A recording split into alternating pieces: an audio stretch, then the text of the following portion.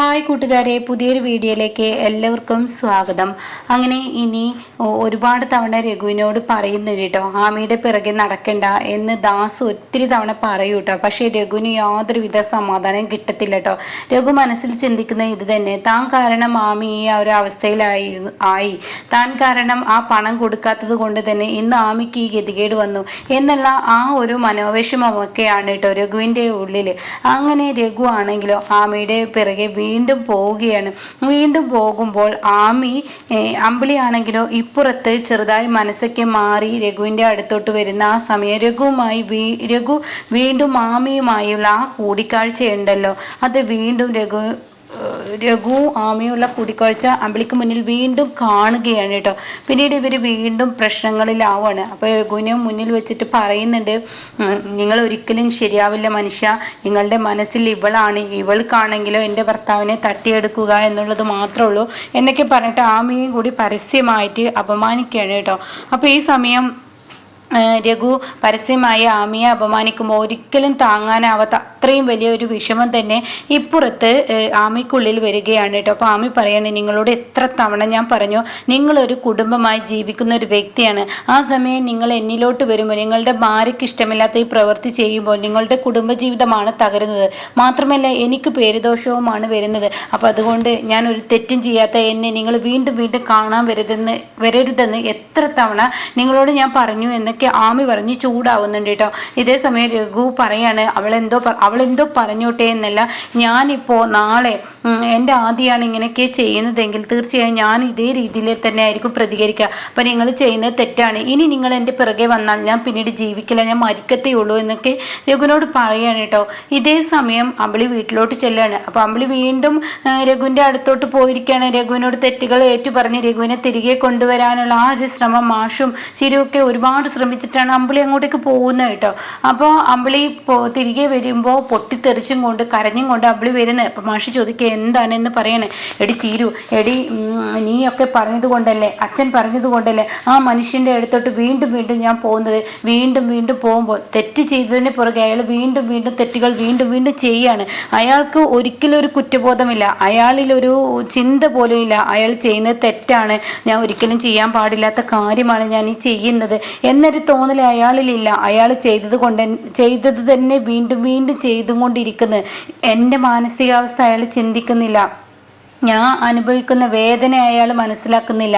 അതുകൊണ്ട് തന്നെ അവളുമായി വീണ്ടും അയാൾ സംസാരിക്കുന്നു, അവൾക്ക് ജോലിയാക്കാൻ നടക്കുന്നു, അവളുടെ പിറകെ, അവളുടെ കുഞ്ഞിൻ്റെ പിറകെ. ഞാൻ പറഞ്ഞില്ലേ അയാൾക്ക് എന്നെ ആവശ്യമില്ല, ഇനിയെങ്കിലും അച്ഛൻ എന്നോട് അയാളുമായിട്ടുള്ള ആ ഒരു ഇത് കൂടാൻ എന്നോട് പറയരുതെന്ന് പറയണം കേട്ടോ. ഇത് കേൾക്കുന്ന മാഷിനങ്ങ് ദേഷ്യം പിടിക്കുകയാണ്. മാഷിന് സഹിക്കാൻ കഴിയുന്നില്ല. എത്ര തവണയായി അവളെ കാണാൻ പോകരുതെന്ന് പറഞ്ഞിട്ട് വീണ്ടും വീണ്ടും പോകുമ്പോൾ അത് മാഷിനെ വല്ലാതെ ദേഷ്യം പിടിപ്പിക്കുകയാണ് കേട്ടോ. ഇതേ സമയം മാഷ് ഒന്നും മിണ്ടില്ല. മാഷ് അവിടെ നിന്ന് ഇറങ്ങുകയാണ്. മാഷ് രഘുവിനെ കാണാൻ പോവുകയാണ്. രഘുവിനെ കണ്ടുടനെ തന്നെ മാഷ് രഘുവിൻ്റെ കരണത്ത് നോക്കി ഒന്നങ്ങ് കൊടുക്കാണ്. എന്താ രഘു, നിനക്ക് എത്ര പറഞ്ഞാലും മനസ്സിലാവില്ലേ, ആദി എന്ന് പറയുന്ന ആ പയ്യനെ ഞാനും ഒരു പ്രാവശ്യം സഹായിച്ചിട്ടുണ്ട് എന്ന് വെച്ചിട്ട് നിന്റെ ഭാര്യയെയും കുഞ്ഞിനെയും മറന്ന് നീ അവളുടെ പിറകെ നടക്കേണ്ട ആവശ്യം എന്താണ്? അതിന് മാത്രം വലിയ ഒരു ഉത്തരവാദിത്തം നീ ഏറ്റെടുക്കേണ്ട ആവശ്യം എന്താണ്? അത് എനിക്ക് ഇന്നറിയണം. കുറേ കാലമായി ഈ പ്രശ്നം തുടങ്ങിയിട്ട് നിന്റെ മനസ്സിൽ അവളോട് സ്നേഹമോ അവളുമായി ഈ പറയുന്ന എൻ്റെ മകള് പറയുന്നത് പോലത്തെ ഒരു അവിഹിതമോ നിനക്കില്ല. നിനക്ക് എന്തോ ഒരു മനോവിഷമമാണ് നിന്റെ ഉള്ളിൽ, എന്തോ ഒരു കുറ്റബോധം. ആ കുറ്റബോധം എന്താണെന്ന് നീ ഇപ്പോൾ എന്നോട് തുറന്നു പറയണം. ഇല്ല എങ്കിൽ ഇന്നത്തോടുകൂടി നീയും എൻ്റെ മകളുമായുള്ള ബന്ധം ഞാൻ ഒഴിവാക്കും. കാരണം എന്തെന്ന് വെച്ചാൽ നിനക്ക് അവളുമായി ജീവിക്കാനാണ് ആഗ്രഹമെങ്കിൽ അങ്ങനെ ആയിക്കോട്ടെ എന്ന് പറയട്ടോ. അപ്പോൾ രഘു പറയണേ, അമ്മാവൻ എന്നെ എങ്ങനെയാണോ മനസ്സിലാക്കിയിരിക്കുന്നത്, നിന്നെ ഞാൻ അങ്ങനെ മനസ്സിലാക്കാത്തത് കൊണ്ടാണ് നിന്നോട് കാര്യങ്ങൾ ചോദിച്ചറിയാൻ ഞാൻ വന്നത്. നീ എന്നിൽ നിന്നും എന്തോ മറക്കുന്നുണ്ട്. നീ ആമിയെ ഇത്രമാത്രം സംരക്ഷിക്കണമെന്നുണ്ടെങ്കിൽ നീയും ആദ്യമായിട്ട് എന്താ സത്യം ഞാൻ നിന്നോട് ചോദിക്കട്ടെ, അതിനുത്തരം നിനക്ക് പറയാൻ കഴിയുമോ? ആ സമയം രഘു ഒന്ന് ഭയക്കൂട്ടോ. ഞാൻ ചോദിക്കുന്ന ചോദ്യത്തിന് കറക്റ്റായി നീ ഉത്തരം പറയണമെന്ന് പറയട്ടോ. ഇതേ സമയം രഘു, അമ്മാവൻ ചോദിച്ചോ, അമ്മാവിൻ്റെ മുന്നിൽ ഞാൻ ഇനി ഒരു നുണയും മറച്ചു വെക്കില്ല. എന്നാൽ ഞാൻ നിന്നോട് ചോദിക്കുന്നു, ഈ പറയുന്ന ആദി ആദ്യമായിട്ടുള്ള നിന്റെ ഇപ്പോഴത്തെ മനോവിഷമം ഞാൻ പറയട്ടെ? പറയൂ എന്ന് പറയുമ്പോൾ, നീ അന്ന് കള്ളക്കടത്തുകാരുടെ ആ സ്വർണ്ണം നിന്റെ കയ്യിൽ അകപ്പെട്ടു എന്ന് ആദ്യം എന്നോട് ഒത്തിരി തവണ വന്നു പറഞ്ഞു. അതുകൊണ്ടല്ലേ നീ ബിസിനസ് തുടങ്ങിയത്? അതിനെ കൂട്ടുനിന്നായി നിന്റെ ഭാര്യയായ അമ്പിളിയും അതുപോലെ തന്നെ ഈ പറയുന്ന ദാസും അല്ലേ? സത്യം പറഞ്ഞു. ഇനി നീ മറച്ചു വെക്കണ്ട. ഒരു കള്ളം ചെയ്യാൻ 1000 ഒരു സത്യം മറച്ചു വെക്കാൻ 1000 കള്ളങ്ങൾ പറയേണ്ടി വരുമെന്ന് പറഞ്ഞു കേട്ടിട്ടുണ്ട്. അതാണ് ഇപ്പോൾ സത്യത്തിൽ നിന്റെ ജീവിതം തകർത്തുകൊണ്ടിരിക്കുന്നത്. അതുകൊണ്ട് നീ ഇനി ഒരു സത്യവും മറച്ചു വെക്കണ്ട. നീ എൻ്റെ മുഖത്ത് നോക്കി ഉണ്ടായത് എന്തെന്ന് പറയുന്നു പറയട്ടോ. രഘു പറയണേ, അമ്മാവ, ഞാൻ സത്യം പറയുകയാണെങ്കിൽ എൻ്റെ വണ്ടിയിൽ അമ്പിളി ആ സ്വർണം സൂക്ഷിച്ചിരുന്നു. അമ്പിളിക്ക് ആ സ്വർണം കിട്ടുകയും ആരെയും അറിയിക്കരുതെന്നും മറ്റുള്ളവരുടെ മുന്നിൽ തലകുനിക്കരുതെന്നും പറഞ്ഞ് അവളുടെ നിർദ്ദേശപ്രകാരം അമ്മാവനോട് പോലും പറയാതെ ഞാനൊരു കമ്പനി തുടങ്ങിയതും പിന്നീട് ആദി എന്ന കുരിശ് വീണ്ടും ഞങ്ങൾക്ക് മുന്നിൽ വരികയും അവനെ ആ സ്വർണം കൊടുക്കേണ്ട സമയത്ത് കൊടുക്കാതിരിക്കുകയും അവന് കൊടുത്തു കഴിഞ്ഞാൽ ഞാൻ നാളെ പോലീസ് സ്റ്റേഷനിൽ പോവേണ്ടി വരുമോ എന്ന ഭയപ്പാടും അമ്പിളിൽ ഉണ്ടാവുകയും അങ്ങനെയൊക്കെ ആയതുകൊണ്ടാണ് അമ്മാവ ഞാൻ ഇന്ന് ആമിയുടെ ഭർത്താവ് അവൾക്ക് നഷ്ടപ്പെടാനുള്ള കാരണക്കാരൻ ഞാനും കൂടിയാണ്. ആദി ചോദിച്ച സമയത്ത് ആ 10 ലക്ഷം രൂപ കൊടുക്കുകയായിരുന്നെങ്കിൽ ആദിയുടെ ഭാര്യയും കുഞ്ഞിനെയും നഷ്ടപ്പെട്ടിരുന്നില്ല. ആദി ഒരു കൊലയാളി ആയിരുന്നില്ല. അതിനുള്ള കാരണക്കാരൻ ഞാനല്ലേ? ഞാനത് കൊടുക്കാത്തത് കൊണ്ടല്ലേ അങ്ങനെ സംഭവിച്ചത്? ആ ഒരു കുറ്റബോധം എന്നിൽ അമ്മാവ വല്ലാതെ കിടന്ന് അലയടിക്കുകയാണ്.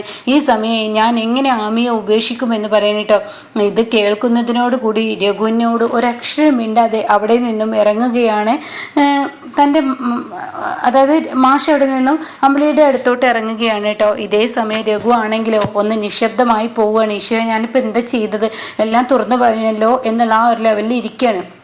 അപ്പോൾ തന്നെ രഘു പറയുന്നുണ്ട്, ഞാനൊരു തെറ്റും ചെയ്തിട്ടില്ല, അമ്പിളിയോട് ഞാൻ പറഞ്ഞതാണ് അത് വേണ്ടത്. അപ്പോൾ അമ്പിളിക്ക് അപ്പോഴത്തെ ആ ഒരു ഇത് അവൾക്ക് ആർത്തി, അതായത് അവൾ പറയുന്നതിലും കാര്യമുണ്ട്. മറ്റുള്ളവർക്ക് മുന്നിലൊക്കെ ഞാൻ അപമാനിതയായി നിൽക്കുകയാണ്. ഞാൻ എന്ത് ജോലി ചെയ്താലും ഞാൻ അപമാനിതനായി നിൽക്കേണ്ട ഒരു അവസ്ഥയാണ്. എവിടെയും ഞാൻ പൊട്ടിയിട്ടുള്ളൂ, തോൽവിയായ രഘു എന്നൊക്കെ പലവരും എൻ്റെ മുന്നിൽ പറഞ്ഞു കേട്ടിട്ടുണ്ട്. അപ്പോൾ എനിക്കും അവൾ പറഞ്ഞത് ശരിയെന്ന് തോന്നി. പക്ഷെ അതിലൊരു വീഴ്ച സംഭവിച്ചത്, ആദി ചോദിച്ച സമയത്ത് ആദിക്ക് പണം കൊടുത്തില്ല.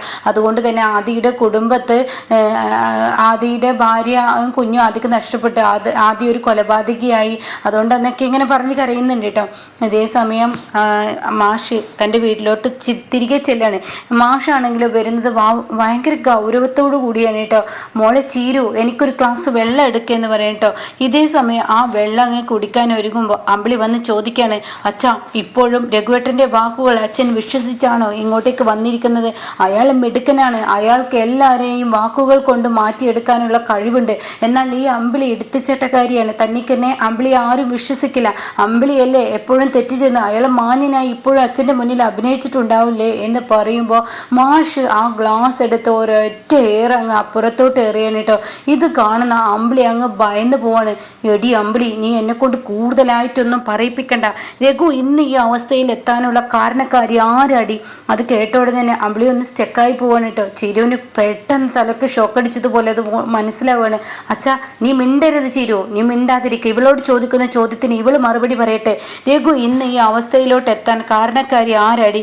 അത് കേട്ടോടെ തന്നെ, എന്താ അച്ഛാ, അച്ഛനെന്താ രഘുവേട്ടനെ ചോദ്യം ചെയ്യാൻ പോയിട്ട് ഇപ്പം എന്നെ ചോദ്യം ചെയ്യുന്നു? ഇതിനൊക്കെ കാരണക്കാരി നീയല്ലടി. എങ്ങനെയാടി രഘു ആമിയെ സംരക്ഷിക്കുന്നത്? ഈ ആമി എന്ന് പറയുന്നത് ആരാട്? അപ്പോൾ അത് കേട്ടോടെ തന്നെ, കള്ളക്കടത്തിലെ ആദിയുടെ ഭാര്യ.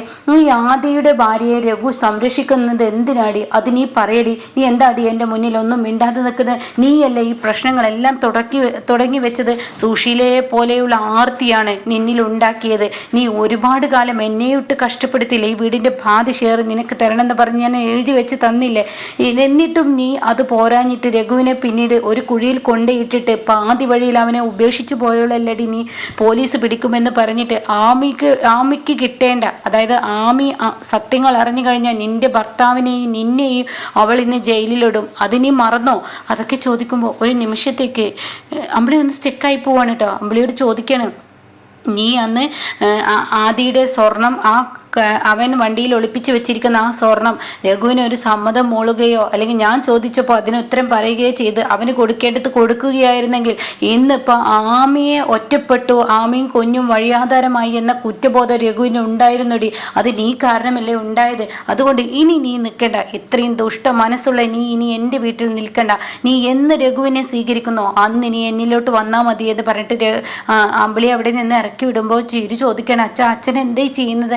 അമ്പിളി ചേച്ചി, ഇവള് എൻ്റെ കൺമുന്നിൽ ഇനി കാണാൻ പാടില്ല. ഇത്രയും വലിയൊരു കൊടും പാപം ഇവള് രഘുവിനെ കൊണ്ട് ചെയ്യിപ്പിച്ചിട്ട് ആ പാവത്തിനെ ഇങ്ങനെയിട്ട് പെടാപ്പാട് പെടുത്തുമ്പോൾ ഇവളോട് ഞാൻ എന്താ പറയേണ്ടത്? ഇവള് ചെയ്ത തെറ്റ് ഇന്ന് രഘുവിൽ അങ്ങ് കുറ്റം ചുമത്തുന്നോ? ഒരു മനുഷ്യനായാലും ഏത് മനുഷ്യനും ഉണ്ടാകുന്ന കുറ്റബോധമല്ലേ രഘുവിനിൽ ഉണ്ടായത്? 10 ലക്ഷം ചോദിക്കുന്ന സമയത്ത് കൊടുക്കാതെയും കണ്ട് പിന്നീട് ചെന്നപ്പോൾ അവൻ്റെ ഭാര്യയെ മറ്റുള്ളവർ പിച്ച് ചീന്തുന്ന സമയത്ത് അവൻ്റെ ഭാര്യയെ രക്ഷിക്കാൻ വേണ്ടി അവൻ ആ ആളെ വെട്ടിക്കൊന്നപ്പോൾ അവനുണ്ടായ കുറ്റബോധം നീ മനസ്സിലാക്കണം എന്നൊക്കെ പറഞ്ഞ് ഒച്ചയെടുക്കുകയാണ് കേട്ടോ. അപ്പം എന്തായാലും അമ്പിളിയുടെ ആ വലിയ അഹങ്കാരത്തിന് ആ ഒരു തിരിച്ചടി മാഷിൽ നിന്ന് തന്നെ കിട്ടിത്തുടങ്ങുകയാണ് കേട്ടോ.